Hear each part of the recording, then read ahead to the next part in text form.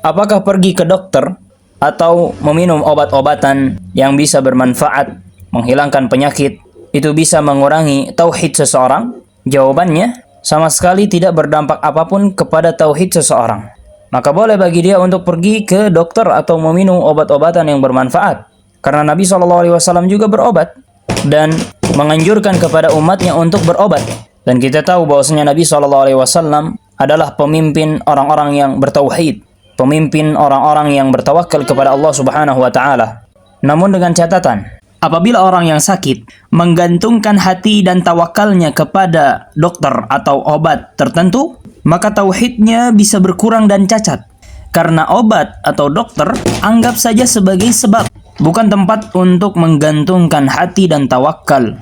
Hati dan tawakal hanya boleh digantungkan kepada Allah Subhanahu wa taala dalam kesembuhan. Mengapa berobat itu tidak anjur? Telah berkata Syekh Ibnu Utsaimin rahimahullah bahwa datang ke dokter atau berobat tidak sama sekali mengurangi tauhid atau membuat cacat tauhid seseorang.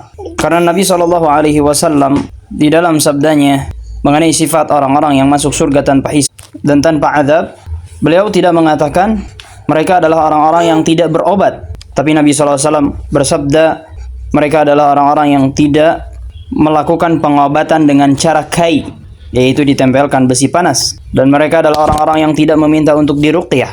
Namun dengan syarat apabila seseorang ingin berobat atau datang ke dokter, jangan sesekali menggantungkan hatinya kepada dokter, yaitu di mana dia berharap dan takut akan penyakitnya, dia gantungkan kepada dokter yang mengobati. Maka ini bisa mengurangi tawakal seseorang kepada Allah Subhanahu wa taala. Maka yang selayaknya bagi seseorang apabila pergi ke dokter untuk berkeyakinan bahwa dokter hanyalah sebab dari sebab-sebab kesembuhan.